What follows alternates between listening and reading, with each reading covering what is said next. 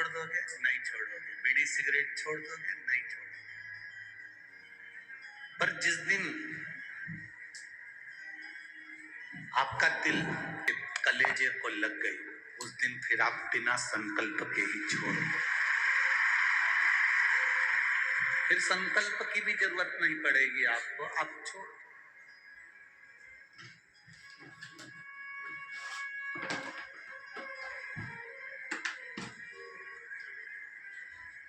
जिस दिन आपके भीतर भगवान शिव की अविरल भक्ति पहुंच गई, फिर आपके भीतर कोई दूसरा नहीं पहुंचे। एक लाइन है, प्रेम गली अति साकरी जामे दो ना समा। प्रेम की गली में दो नहीं समाते, और जिस प्रेम की गली में दो समा गए वो फिर प्रेम नहीं हो सकता।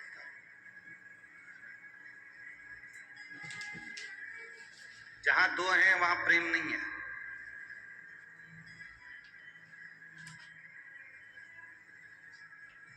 कोई एक व्यक्ति दूसरे व्यक्ति से कहते हैं मैं तुमसे बहुत प्रेम करती हूं, मैं तुमसे बहुत प्यार करता हूं, तो समझ लेना ये सब झूठा है।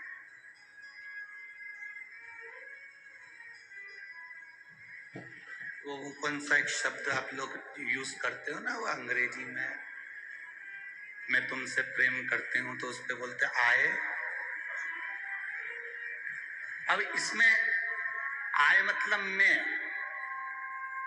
यू मतलब बोलते जाओ जम के तुम।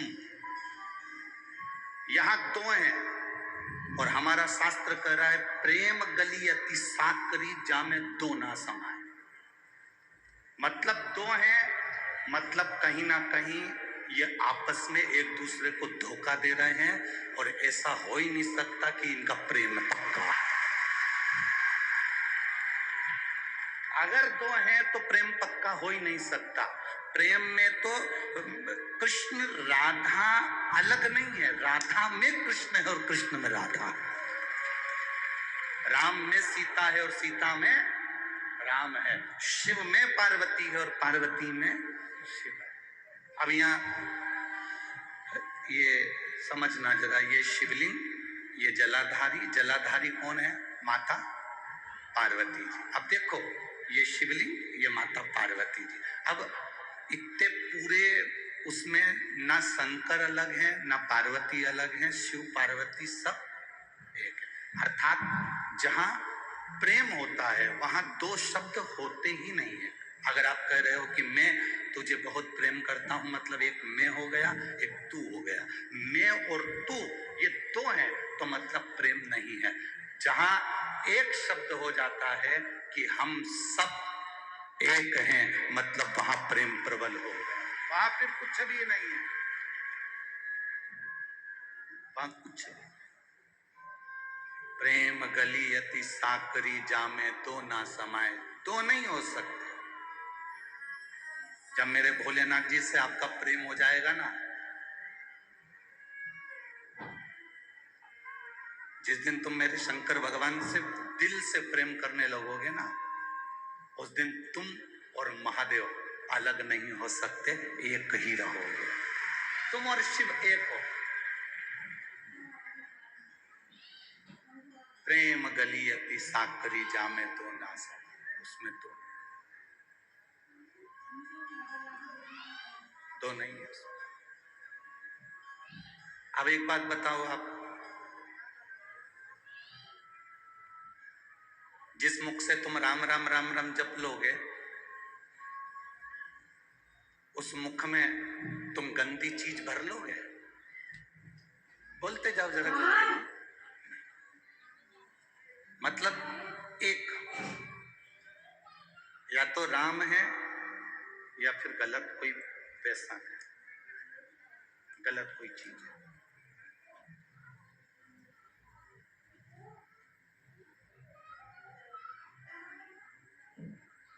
हम कभी इस व्यासपीठ से हमने आज तक तुमसे नहीं किया कि तुम गुटखा छोड़ दो रे। हम बोलेंगे तो तुम कतई छोड़ दो। इस व्यासपीठ से हमने आज तक नहीं कहा कि तुम ये चीज छोड़ दो रे। मदिरा छोड़ दो। कई लोग हमारे पास भी आते हैं, गुरुजी तुम्हारे इतने सारे भक्त कथा सुनने के लिए आते, बोला करो कि मदिरा छोड़ो, दारू छोड़ो, शराब छोड़ो, ये छोड़ो, वो छोड़ो। हमने कहा ये हमसे पहले इतने कथा कर कर कर चलेगा, वो छुड़ा छुड़ा करेगा छोटी। हम बोलेंगे तो कौन से छोड़ने वाले हैं। बस इतना याद रखो, शंकर भगवान पर जल चढ़ाना प्रारंभ करो, शिव जी की भक्ति करना प्रारंभ करो। जब तुम धीरे धीरे धीरे धीरे धीरे धीरे शंकर की भक्ति में रमने लगोगे तो अपने आप, जब तुम मंदिर जाओगे तो गुटखा खाकर नहीं जाओगे, जब तुम मंदिर जाओगे तो मदिरा पीकर नहीं जाओगे, जब तुम कथा में आओगे तो तुम मदिरा से दूर रहोगे। उतनी देर छूटेगी, फिर घर आओगे, फिर थोड़ी देर तक नहीं खाओगे, थोड़ी देर तुम्हारे मुख में भगवान शंकर का चढ़ा हुआ जल रहेगा तो तुम उस तंबाकू को, गुटखे को, सिगरेट को, बीड़ी को, दारू को हाथ नहीं लगाओगे। फिर धीरे धीरे वो कम होता चले जाएगा, तुम महादेव की ओर बढ़ते चले जाओगे, महादेव तुम्हारे पापों को हरता चले जाएगा, हरता चले जाएगा। फिर तुम्हें मदिरा अच्छी नहीं लगेगी, तंबाकू अच्छा नहीं लगेगा, बीड़ी सिगरेट अच्छा नहीं लगेगा। हम कहेंगे तो नहीं छोड़ोगे, पर तुम्हें शिव पकड़ लेगा तो छूट जाएगा।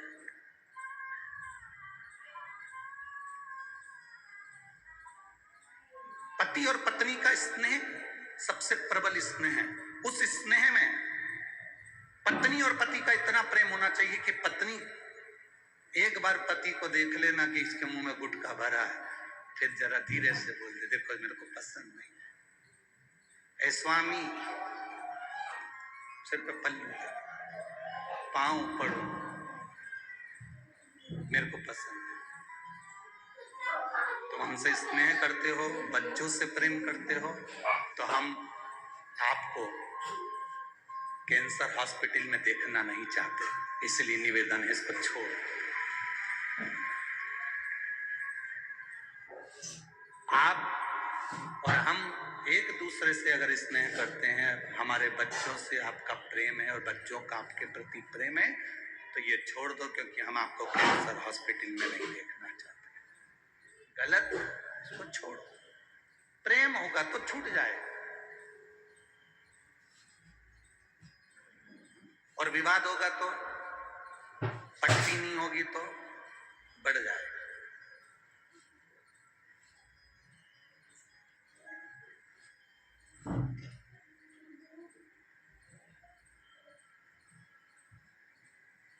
कई लोग कहते हैं आज मेरा मूड ठीक नहीं है। हमने पूछा कहां गए थे, आज मेरा मूड ठीक नहीं था इसलिए फिल्म देखने चले गए। गजब, मूड ठीक नहीं है तो फिल्म देखने से मूड ठीक हो जाएगा? शिव महापुराण की कथा कहती है जिस दिन तुम्हारा मूड ठीक नहीं हो, जिस दिन तुम्हारा मन कहीं ना लगे, उस दिन मोबाइल पर शिव महापुराण की कथा निकाल कर सुनना, आपका मूड ठीक हो जाएगा। फिल्म देखने से मूड ठीक नहीं होगा, फिल्म देखने से तुम्हारा मूड, तुम्हारा व्यवहार ठीक नहीं होगा। अगर थोड़ी देर तुम्हारा चित्त, तुम्हारा मन शंकर के मंदिर में लग गया, तुम्हारा मूड ठीक नहीं है शंकर जी के, आज मन मेरा अच्छा नहीं है इसलिए मैं तो जा रहा, कहाँ जा रहा? शंकर जी के मंदिर में। क्या करोगे? झाड़ू लगाऊंगा, झाड़ू पोछा लगा लो, मन अच्छा हो जाएगा। अपने आप को थोड़ा सा हमें बदलना। हम नहीं कहेंगे तुमसे कि तुम बदलो। जब तुम शंकर के हो गए, धीरे धीरे धीरे धीरे भगवान शिव के होते चले गए, शिव ने आपको पकड़ लिया, आपका व्यसन छूटता चले गए। इस 40 गांव की शिव महापुराण की कथा में इतना जरूर कहेंगे,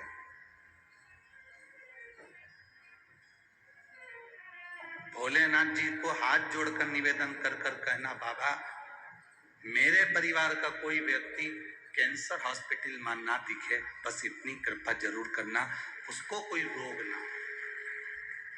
पहले के समय में बुखार हर किसी को हो जाता था, आज के समय में कैंसर है हर किसी को हो जाता, मालूम ही नहीं पड़ता, इतने कैंसर के रोगीले व्यक्ति हो गए, इतने रोगी।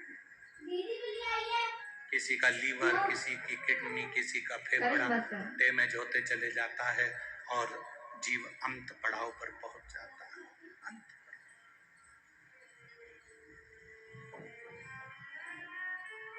दुख की घड़ी में कोई नहीं आए, जितने रिश्तेदार, जितने नातेदार, ये सब तुम्हारी सुख की घड़ी में है, सुख की, दुख की घड़ी में नहीं है ये। शादी में और मरने में, बारात में और अंतिम संस्कार में, दो चीजों में बहुत अंतर होता है, उसको समझिए। एक बारात जाती है और एक अर्थी जाती है। बारात में भी अपने रिश्तेदार रहते हैं और अर्थी में भी अपने रिश्तेदार रहते हैं। बोलो बोलो, जम के बोलो जरा, ठीक है कि गलत है? सही है कि गलत है? बारात में भी अपने सारे रिश्तेदार हैं और अर्थी ले जाने में भी सारे रिश्तेदार हैं। दोनों में एक अंतर है, बारात चलती है तो रिश्तेदार सब आगे नाचते हैं। बोलो, नाचते कि नहीं नाचते? बारात चलती है तो सारे रिश्तेदार आगे होते हैं, और जब व्यक्ति की अर्थी जाती है तो कोई रिश्तेदार आगे नहीं होता, सब पीछे हो जाते हैं। अर्थात शिव पुराण कहती है, तुम्हारे सुख के समय में, तुम्हारी करोड़पति हो, धनपति हो, तुम्हारी सत्ता चल रही, तुम्हारा वैभव चल रहा है, तुम्हारी कुर्सी की सत्ता है, तुम्हारा वैभव है, सब तुम्हारे आगे होंगे। और जिस दिन तुम्हारी जिंदगी में दुख आया, उस दिन सब तुमसे पीछे होंगे, कोई आगे नहीं आएगा। बारात में सब आगे, मरने पर अर्थी के सब पीछे। दुख में सब पीछे, सुख में सब आगे।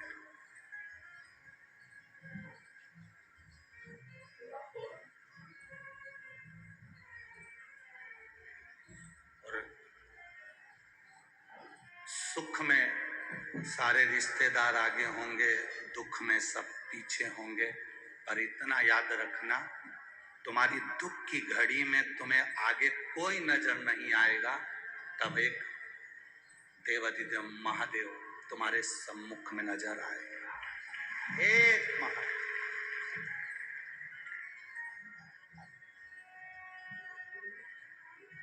क्या जाता है?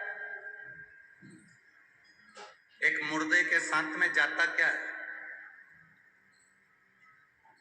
घर से लेकर जब मुर्दे को जाते हैं तो क्या लेकर जाते हैं? एक उसके ऊपर पिंड रख देते हैं, इधर रखते कि नहीं रखते मालूम नहीं, आटे का, जो कि आटे का बनाकर एक पिंडा, और एक थाली में भरा हुआ,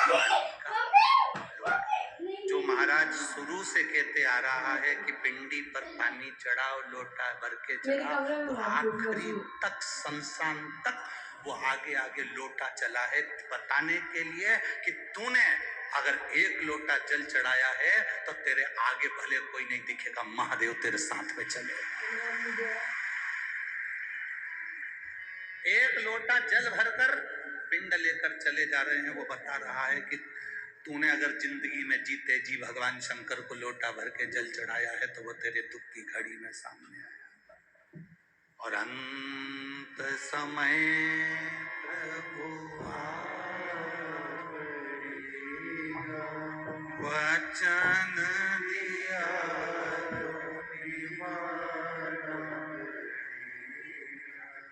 आए ना आए प्रभु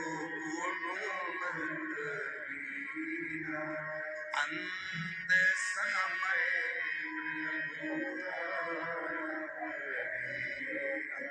वचन दिया। हमको समझना होगा, हमें विचारना होगा कि हमारी जिंदगी हमें कैसे जीना है, हमें अपना जीवन कैसा जीना है, ये हमको निर्भर करता है, अपने पर निर्भर करता है, हम अपनी जिंदगी को कैसे जी।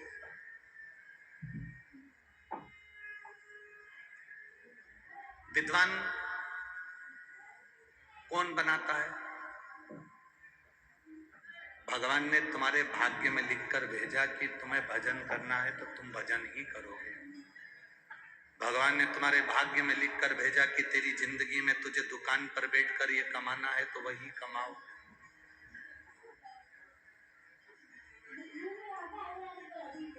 विद्वान, उसने अगर विद्वान पैदा कर कर भेजा है, विद्वान भेजा, विद्वान पैदा कर कर,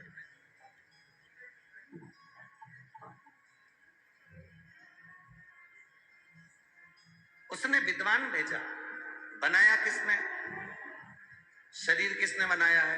जम के बोलो। अरे शरीर बनाने वाला कौन है?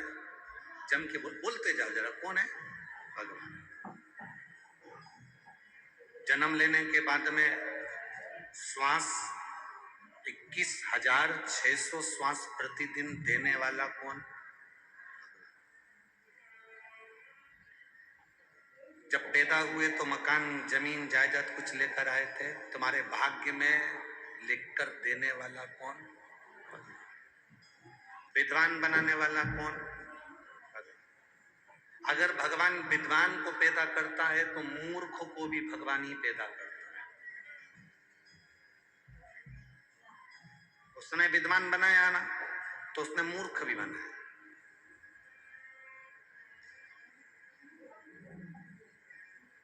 जब उसने विद्वान बनाया तो उसको कोई हरा नहीं सकता, और उसने अगर किसी को मूर्ख पैदा करा तो उसको अच्छा अच्छा भी समझा नहीं सके, भले वो सीहोर वाला महाराज क्यों।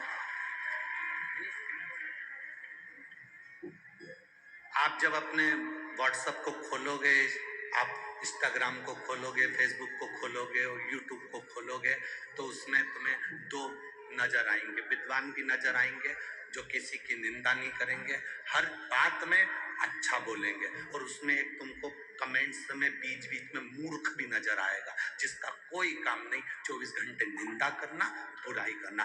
अर्थात अब लोग कह रहे हैं कि भैया उसको समझा रहे हैं कि तू निंदा मत कर, तू मत बोल, आड़ा टेढ़ा मत बोल, पर वो मान ही नहीं रहा, वो तो कमेंट्स पर कमेंट्स करे जा रहा, बोलने पर बोले जा रहा। इसका मतलब समझ लो कि भगवान ने विद्वान भी उसने पैदा करा तो मूर्ख भी उसने पैदा करा। जब विद्वान अपनी विद्वत्ता से नहीं हार सकता तो मूर्ख अपनी मूर्खाई से नहीं हार सकता, वो हार ही नहीं सकता, वो करेगा ही, उसको तुम कितना ही समझा लो।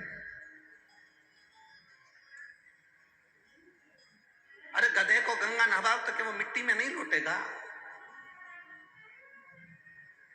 बनाने वाला वो परमात्मा, आपको और हमको अगर बनाया है उसने, कितना कितना समझाया दुनिया के लोगों ने। जो आप लोग जो तंबाकू की पुड़िया खाते हो, उस पुड़िया के ऊपर फोटो बना होता है कैंसर का।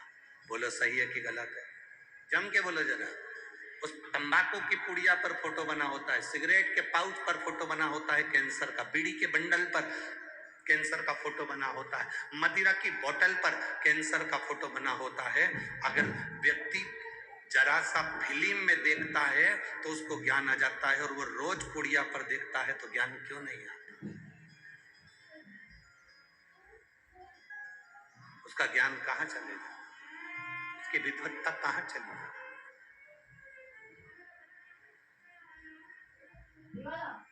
ये इतने सारे पत्र हैं, इतना पत्र है, इनमें रिपोर्टें भी लगी हुई।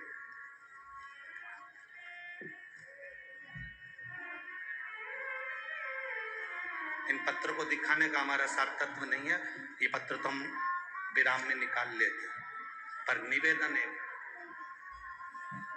जो दिल दुखा है 40 गांव की कथा में, हम उसको दर्शाना चाहते हैं।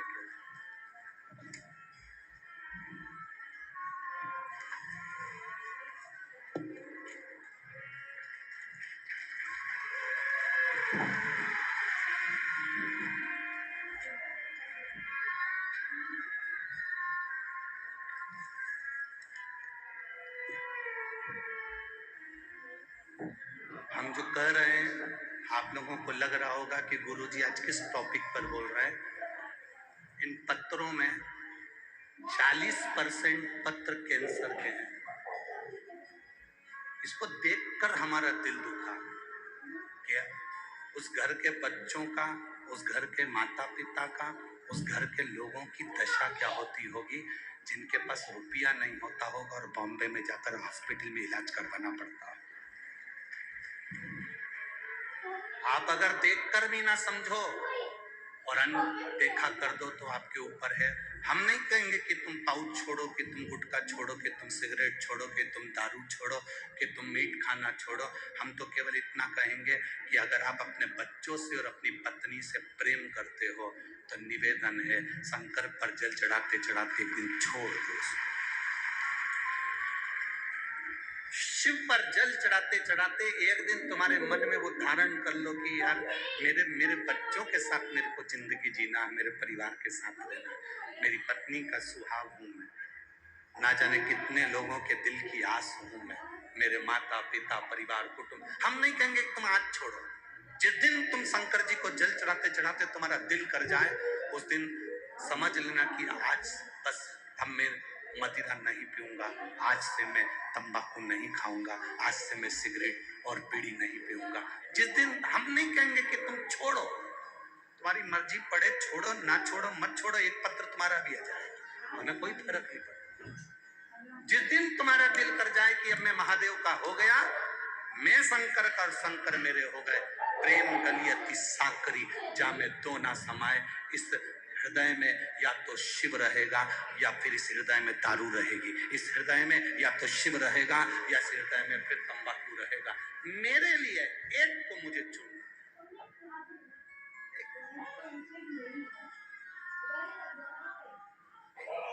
ये मेरा मन मेरे शिव को समझ।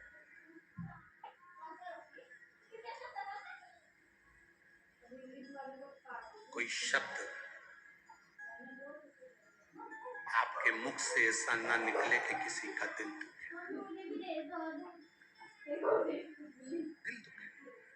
कई लोगों को बहुत शौक होता है मीडिया में आना, डिबेट में आना, बोलना, चार लोगों में प्रसिद्धि पाना, ये सब शौक रहता है।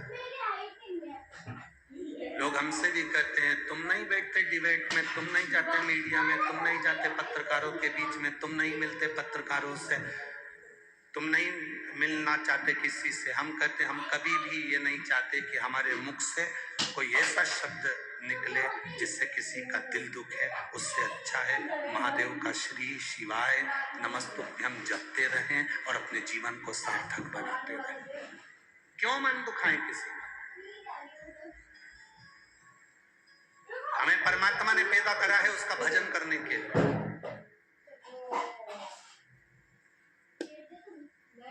ना तो हम संत बनेंगे, ना हम साधु बनेंगे, ना हम घर छोड़ेंगे, ना हम परिवार छोड़ेंगे, ना हम गंगा जी के घाट पे जाके बैठेंगे, ना हम वन में जाकर बैठेंगे, ना हम जंगल में बैठेंगे। आपको भी निवेदन है, आपको जंगल मंगल में जाके नहीं बैठना, आपको साधु संत नहीं बनना। अपन जैसे वही अच्छे हैं। अपन तो अपनी पत्नी के बेरू अच्छे, अपने को नहीं बनना।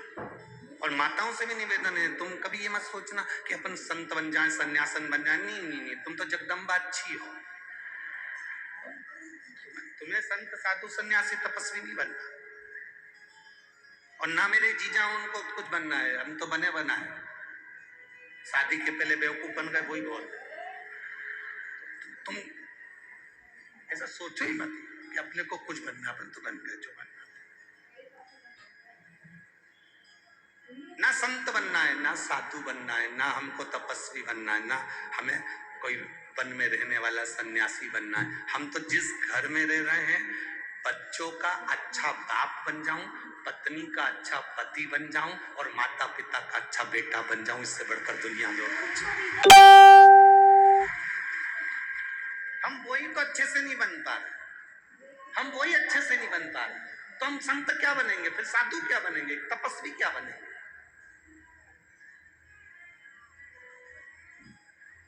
साधक क्या बनेंगे?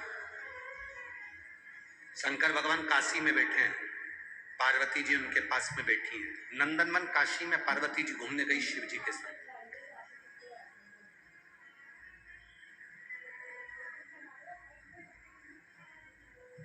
पार्वती जी जब घूमने के लिए गई तो माता पार्वती जी को शिव जी वहां छोड़कर शंकर भगवान कहीं चले गए। पार्वती से कहा तुम यहाँ रुको। पार्वती जी कहती है मैं यहाँ अकेली। शिव जी कहते हैं अकेली नहीं हो, तुम रुको, ये नंदन बने, यहाँ से जो तुम मांगोगी वो तुम्हें मिल जाएगा। जैसे ही पार्वती जी शंकर जी गए, पार्वती जी ने हाथ जोड़कर अशोक के वृक्ष से प्रार्थना करी मुझे एक बेटी प्रकट कर दो, तो उनको एक बेटी मिल गई जिसका नाम अशोक सुंदरी। अशोक सुंदरी, अशोक सुंदरी प्रकट होकर पूछती है अपनी माता पार्वती जी से। अशोक सुंदरी ने पूछा अपनी माता से, माँ मेरे जन्म का कारण क्या है, मुझे क्यों जन्मा, मुझे क्यों प्रकट करा?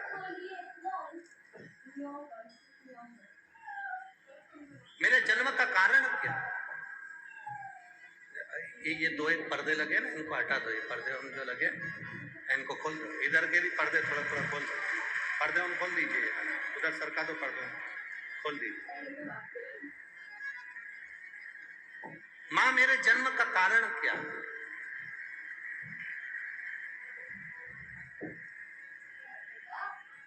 हाँ खोल दो, पूरे पर्दे खोल दो, माता सरका दो।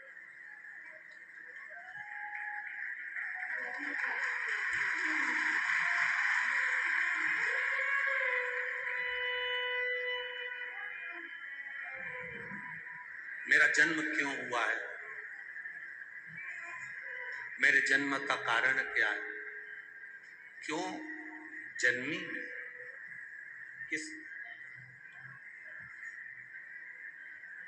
मेरा जन्म क्यों हुआ है, किस लिए?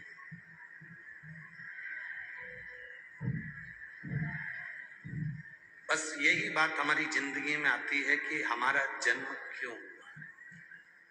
अशोक सुंदरी ने माता पार्वती जी से पूछा, मेरे जन्म का कारण क्या है, क्यों जन्मा? पिता कह रहे हैं बच्चे के लिए, दो पति पत्नी रोड पर झगड़ रहे थे, बीच मार्ग में झगड़ रहे, पति कह रहा मैं बेटे को डॉक्टर बनाऊंगा, पत्नी कह रही मैं इंजीनियर बनाऊंगा। अब वहीं से एक संत जा रहे थे, उन्होंने कहा क्यों झगड़ा कर रहे हो? पति कहता मैं बेटे को डॉक्टर बनाऊंगा, पत्नी कहती है मैं इंजीनियर बनाऊंगी। संत ने कहा बेटे को बुला लो, पूछ लो कि डॉक्टर बनेगा कि इंजीनियर बनेगा। इतने में पति पत्नी दोनों बोले अभी तो वो पैदा ही नहीं हुआ,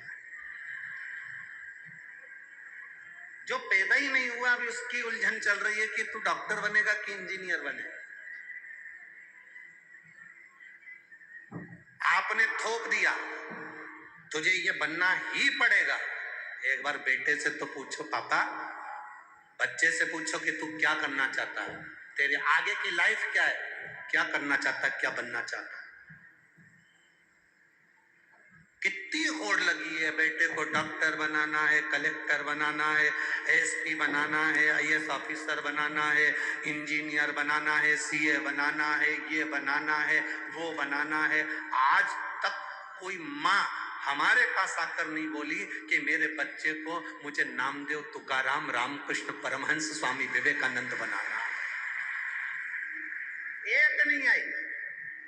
डॉक्टर बनाना है, इंजीनियर बनाना, सीए बनाना, ये बनाना, पर कोई नहीं कहता कि मेरे बेटे को मेरे को नामदेव जी बनाना है, कि तुकाराम बनाना है, कि मुझे रामकृष्ण परमहंस बनाना है, कि चैतन्य महाप्रभु बनाना है, कि मीराबाई बनाना है, कि मुझे स्वामी विवेकानंद बनाना है। कोई नहीं आता।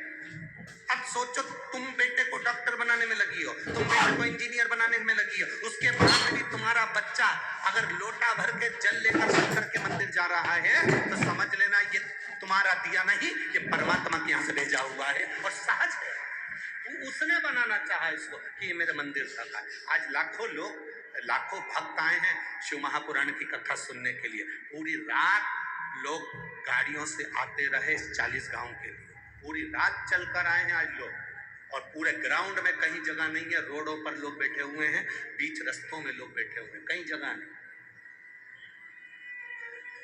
और यहाँ जितने बैठे हो ना तुम सब अंदर, हम जानते हैं तुम्हें नींद नहीं आई होगी। रात भर डीजे, ढोल, मंजीरा, नगाड़े, बैंड, भजन, कीर्तन, बिस्कुट, टॉफी, केसर का दूध, चाय, हलवा, पूड़ी, पूरन पोली।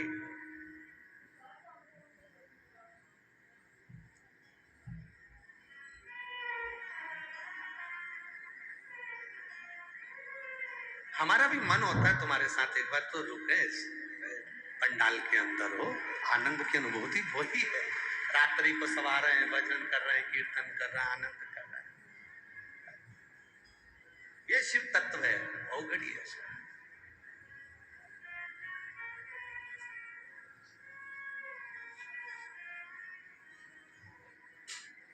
लाखों की संख्या में आप लोग पहुंचे, कोई और छोर नजर नहीं आ रहा। जहां देखोगे वहां तक भक्त ही भक्त नजर आ रहे हैं शिव जी के। पर निवेदन केवल एक है, अपने भीतर एक बार शिव भक्ति को जागृत करना। एक बार पुरुष हो स्त्री हो